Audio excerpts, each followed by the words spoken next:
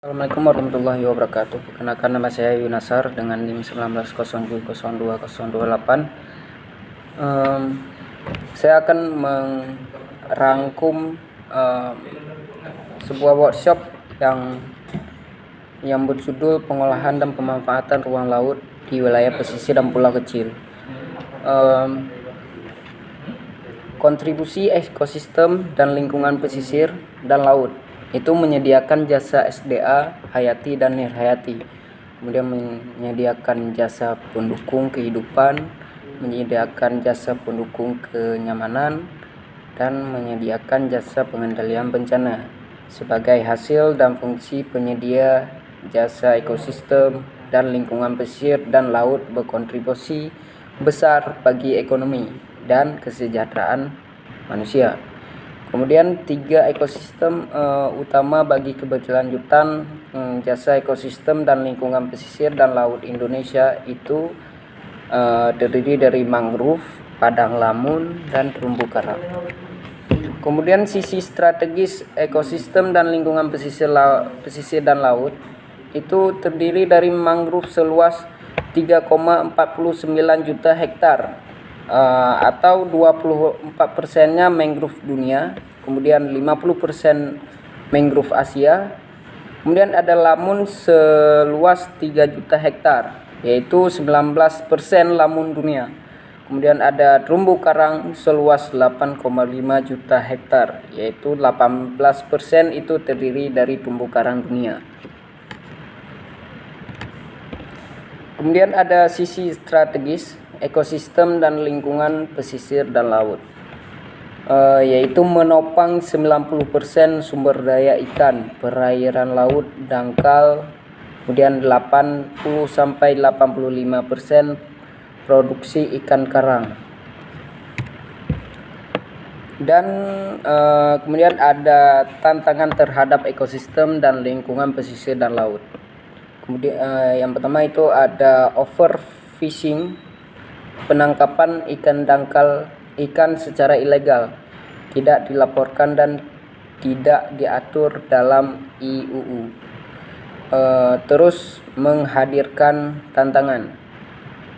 Sekitar 11-28 juta ton ikan hilang akibat IUU fishing setiap tahun dan merupakan kehilangan rata-rata 18% perikanan global.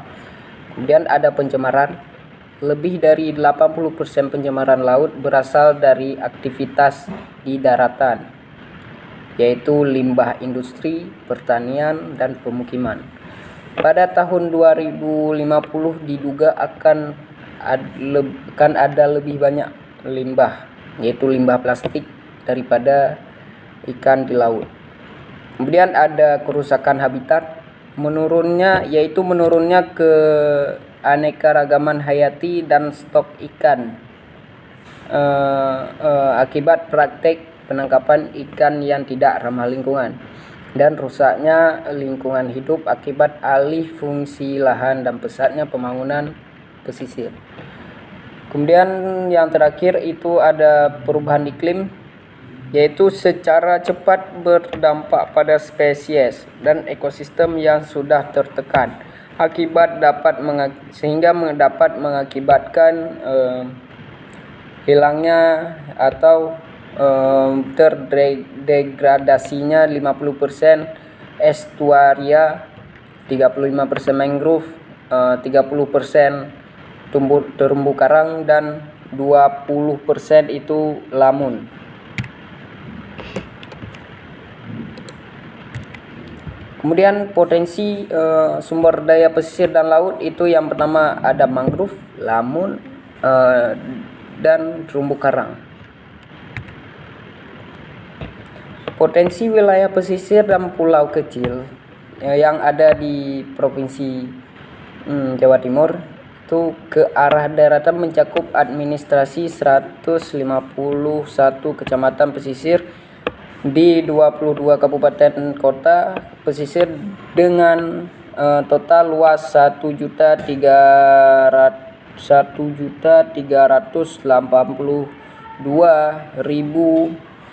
233 hektar. Kemudian ke arah laut sejauh 12 mil diukur dari garis pantai dengan total luas perairan 54.718 km kuadrat. Kemudian total panjang garis pantai sepanjang 3.498,12 km. Kemudian jumlah pulau-pulau kecil sebanyak 427 pulau dan jumlah pulau terluas sebanyak 3 pulau.